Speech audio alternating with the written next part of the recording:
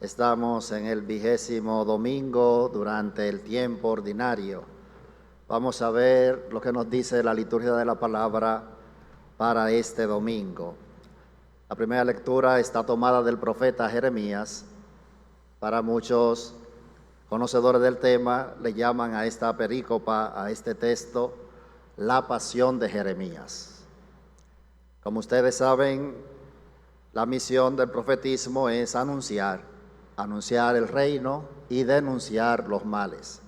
El profeta Jeremías estaba predicando y parece que la prédica, que además de invitar a la conversión, estaba denunciando algunos males, y eso le llevó a que lo tomaran preso. Y ya estando preso, no estaban conformes y decidieron meterlo en una cisterna que estaba abandonada, vacía, y ahí entonces la idea era que después de algunos días muriera el gran profeta, porque era incómodo al poder del momento, al poder de turno. Pero aparece un intermediario, como Dios envía ángeles a salvar a sus hijos, y intercede ante la autoridad de turno y le perdonan la vida.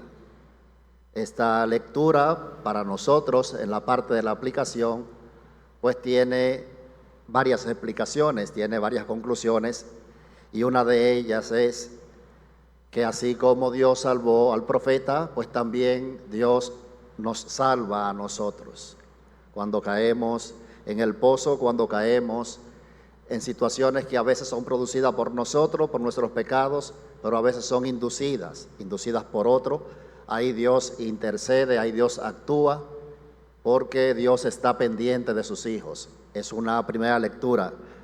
La segunda es que el profeta de ayer, de hoy y de siempre también pasa por momentos difíciles. Dice Joel: si te decides seguirme, prepárate para las pruebas. Es decir, que esa etapa de purificación, pues todo creyente en algún momento le toca pasarla. Y recuerden ya algunos maestros espirituales, como San Juan de la Cruz, que escribe sobre la noche oscura, ese momento difícil en la fe, ese momento difícil de prueba. El Evangelio, pero antes vamos a ver un poco lo que nos dice la segunda lectura de los Hebreos. Es una comunidad en la que la población está sufriendo una situación de exilio. Los nuevos cristianos han tenido que salir de Jerusalén.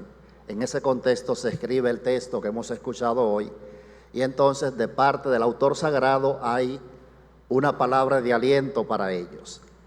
Y lo primero que le dice, haciendo referencia ya al Antiguo Testamento y a todo lo que pasó el pueblo de Israel cuando estaba en el exilio, hay una figura que es la figura de la columna de fuego. El pueblo de Israel seguía a esa columna de fuego, que era representación de Dios, y ya mucho más adelante pues lo entendemos como presencia también del Espíritu Santo que va guiando al pueblo de Israel. Pero esa presencia era exterior.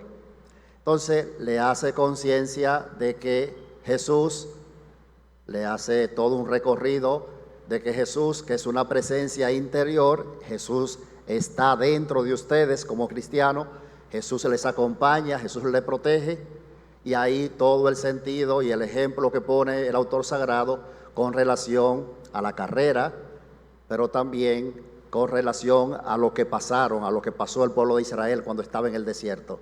De fondo hay una palabra para decirle: aquel que ha comenzado la obra en ustedes, ese mismo la llevará a feliz término. Aquel que es el principio y es el fin, que es el alfa y el omega, diciéndole: Jesús está con ustedes, porque Él quiere darle a entender, y también a nosotros hoy, que nosotros somos ciudadanos del infinito, de que nuestra patria definitiva no es esta tierra. Le está diciendo: ustedes ahora son nómadas porque están fuera de Jerusalén, pero no se preocupen que su patria definitiva es el cielo, su patria definitiva no es Jerusalén. De ahí, queridos hermanos y hermanas, que este texto nos lleva al Evangelio. Como eje transversal, la liturgia de la palabra hoy tiene el tema de la radicalidad del seguimiento a Jesús. Ese es el punto central de toda la liturgia. La radicalidad, primero presente en Jeremías, ahora presente en la nueva comunidad judeo-cristiana de parte del autor del libro de los Hebreos, y ahora el Evangelio, que puede parecer un poco exigente. Y vamos a verlo en la dimensión de las normas del paralelismo hebreo.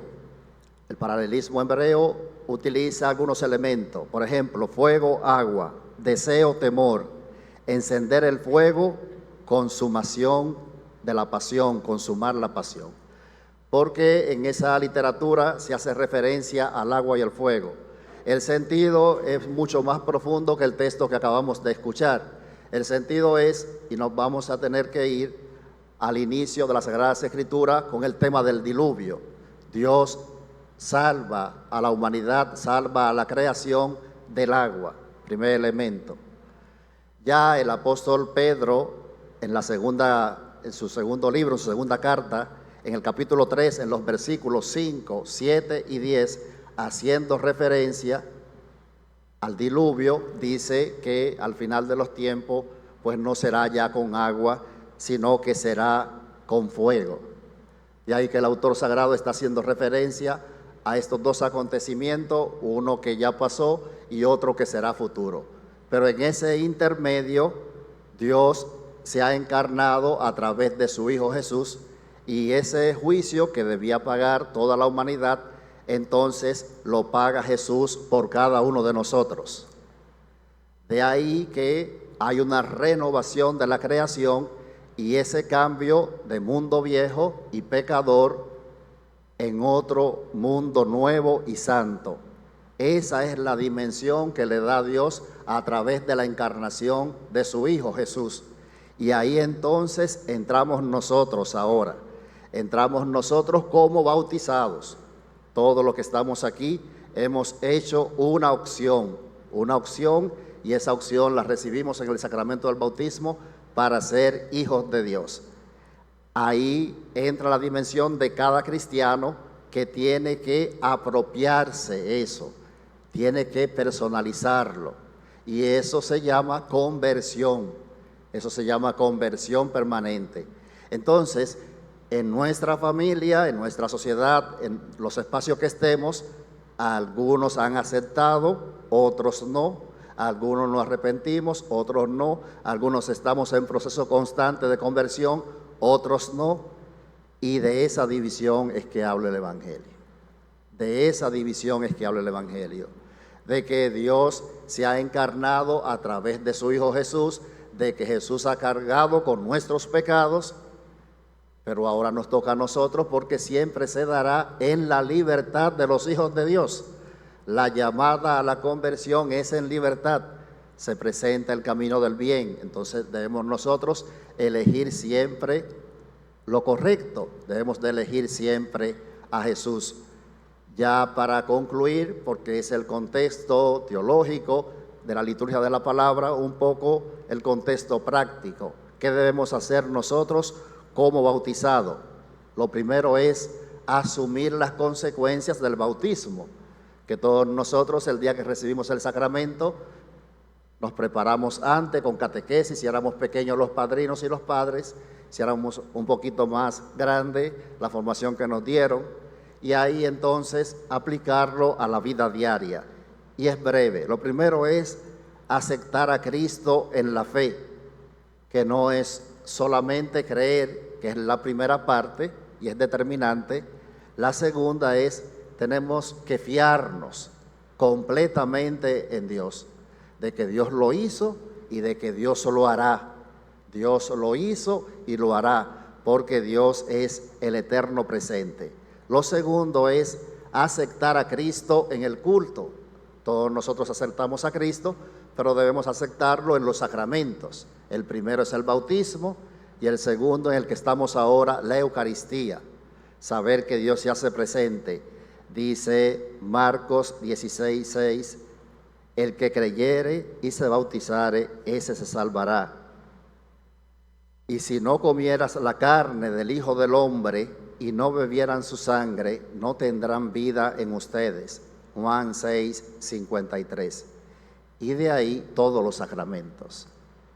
Tercero, aceptar a Cristo en la vida, en tu vida diaria, en tu familia, en tu realidad, en tu trabajo, donde tú estás, aceptar a Cristo, pero no solamente en el estado, sino también en la enfermedad, en la pobreza, en la riqueza, en el amor, en el matrimonio, en las diversiones, donde quiera que estemos, aceptar a Cristo desde nuestra realidad.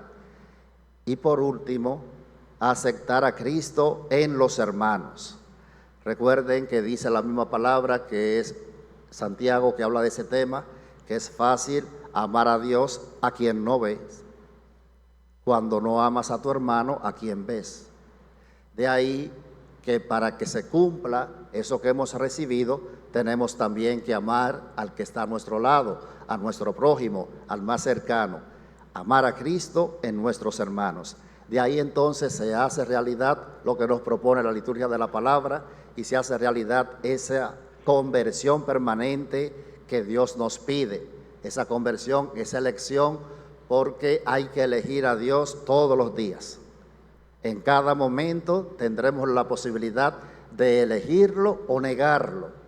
Y toda la liturgia de la palabra va en que la conversión debe ser radical y debe ser en cada momento. Pidamos a Dios esa gracia, la gracia de encontrarlo, la gracia de la opción que hicimos en el bautismo y la gracia de poder cumplir las exigencias que tiene el ser cristiano. Que así sea.